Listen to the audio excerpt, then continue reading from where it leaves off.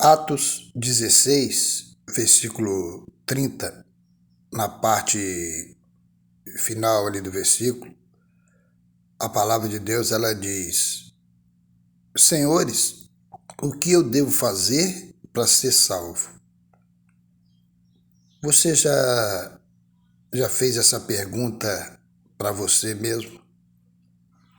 Você já fez essa pergunta para Deus? O que eu devo fazer para ser salvo? Sabe, meus queridos, muitas pessoas elas perguntam: o que eu devo fazer para me livrar de tantos acontecimentos, de tantas tragédias, de tantas enfermidades que vêm acontecendo pelo mundo?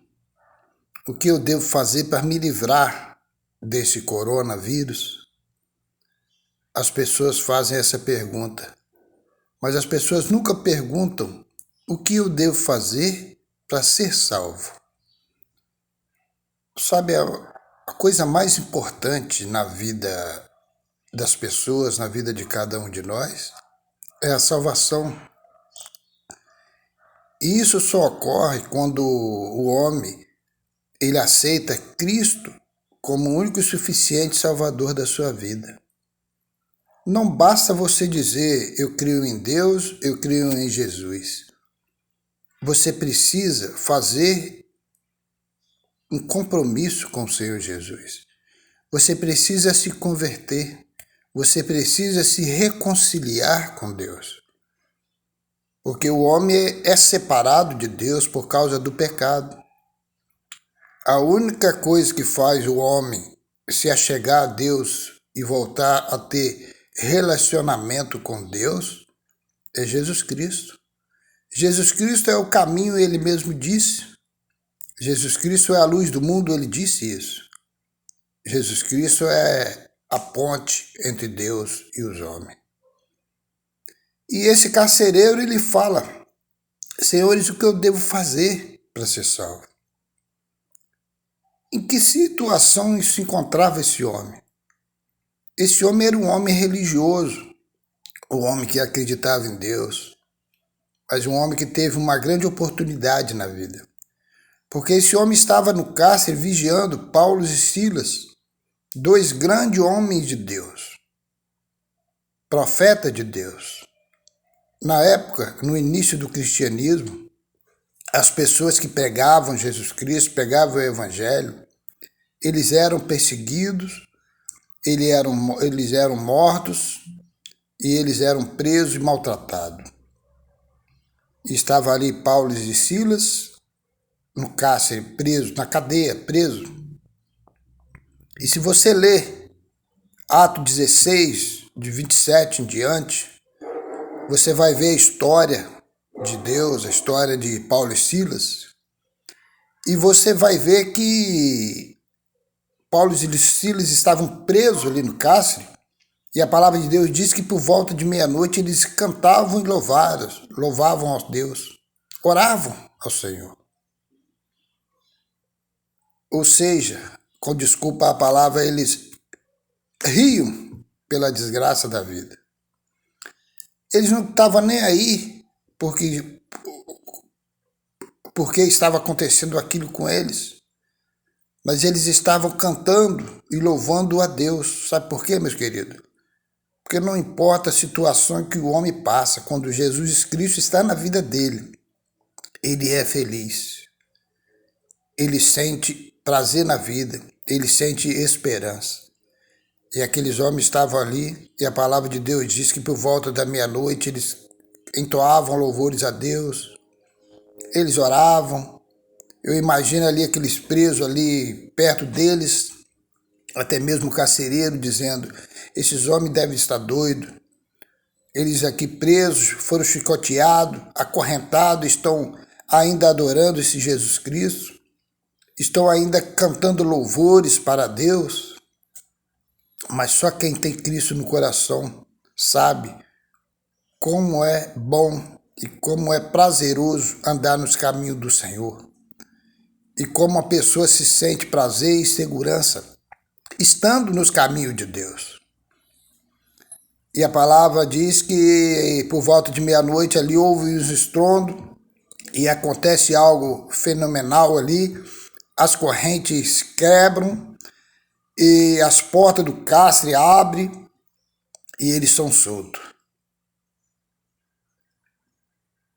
As portas abriram da prisão. Eles poderiam escapar, poderiam fugir, poderiam sair correndo. O carcereiro, ele vendo tudo aquilo, aquele milagre diante dos seus olhos, e não sabendo, achando que Paulo e Silas haviam fugido, ele pega a sua espada e vai cortar o seu pescoço para tirar a sua própria vida. Porque eu acho que ele imaginava assim, o que eu vou dizer para o rei? O que eu vou dizer para os meus superiores? Eles não vão acreditar em mim, vão achar que eu soltei Paulo e Silas. Eles não vão acreditar no milagre de Jesus. Paulo e Silas está preso aqui por causa que eles não acreditam. E ele pegou a sua espada para tirar a sua própria vida. Quando Paulo olha para ele e fala, não faças nada contigo, porque estamos aqui. Quando aquele homem vê aquele Paulo e Silas ali, e aquele milagre, ele se ajoelha diante de Paulo e pergunta, o que eu devo fazer para ser salvo? Essa é uma pergunta que todo ser humano desse planeta deveria fazer. O que eu devo fazer para ser salvo? Que as pessoas acham que nasceu, cresceu, casou e vai trabalhando, vai pensando no futuro aqui terreno, mas esquece de pensar no futuro no céu. E para ter um futuro no céu precisa de Jesus Cristo, precisa buscar a Deus, precisa se reconciliar com Deus, precisa andar nos caminhos de Deus. E aquele homem, ele creu em Jesus Cristo. E a palavra de Deus diz que naquele mesmo dia foi batizado ele e a sua família. Porque ele acreditou em Jesus Cristo. Porque naquele momento ali ele entregou o coração a Jesus Cristo. Naquele momento ele viu que havia esperança na vida dele. A coisa mais comum quando a gente vai no velório, a gente ouvir a frase assim, morreu, acabou.